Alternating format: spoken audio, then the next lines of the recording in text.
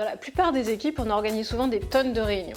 Et souvent, certaines personnes sortent frustrées de la réunion précédente, rentrent frustrées dans la réunion suivante, en ressortent de nouveau surfrustrées et personne ne dit rien, chacun joue son rôle comme si c'était complètement normal.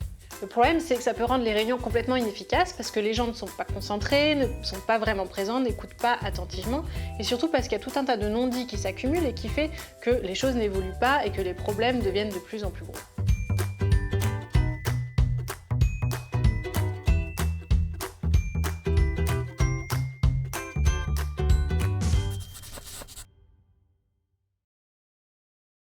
Dans les organisations opales, on prend le pari que si les relations sont authentiques entre les personnes, alors ce genre de choses-là vont pouvoir émerger, les choses pourront être dites, et on va pouvoir éviter un certain nombre de problèmes, de difficultés, de choix stratégiques ratés, en permettant aux gens de s'exprimer en permanence, donnant leur opinion dans un espace de sécurité. Et donc pour ça, il y a deux pratiques qui sont en fait fusionnées en une et qui sont vraiment utiles, c'est ce qu'on appelle l'inclusion et la déclusion. L'inclusion, c'est un court moment au début d'une réunion pour faire le point sur l'état dans lequel les personnes arrivent.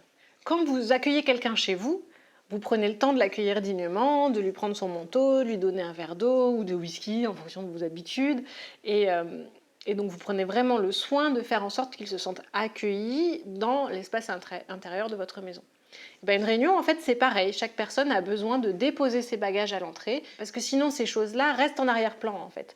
Il se peut qu'on arrive, que ce soit avec des bonnes ou avec des mauvaises nouvelles, mais qu'on arrive dans une réunion avec un truc qu'on a sur le cœur, qu'on a vraiment envie de partager ou quelque chose qui s'est mal passé et qu'on a envie de trouver un espace pour pouvoir le poser. C'est une urgence, une forme d'urgence.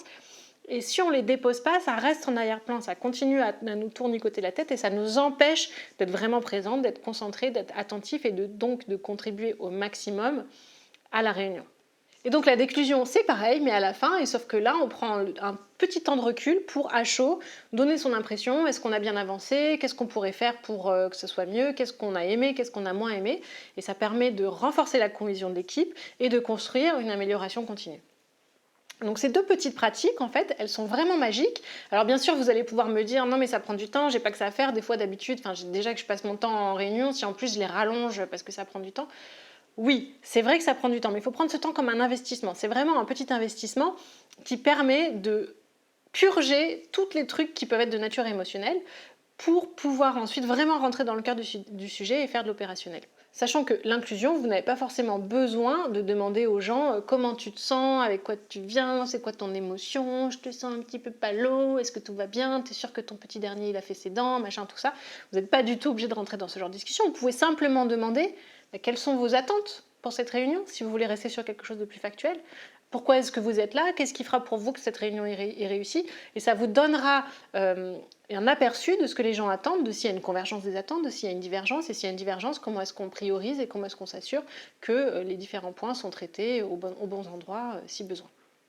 Et puis surtout, en fait, c'est des choses qui ne sont pas forcément très longues. La déclusion, ça peut être juste un mot. On peut juste dire comment on se sent en repartant. Donc content, pas content, joyeux, découragé, peu importe. Mais c'est vraiment une façon, un espèce de rituel qui permet d'ouvrir et de fermer les temps collectifs. Et personnellement, j'ai vraiment beaucoup de mal à m'en passer. J'espère que cette vidéo vous aura intéressé et vous aura donné envie d'essayer. Si c'est le cas, dites-nous en commentaire comment ça se passe pour vous. Et puis pour tous les autres, on sera ravis de vous retrouver à la prochaine vidéo. Bye bye!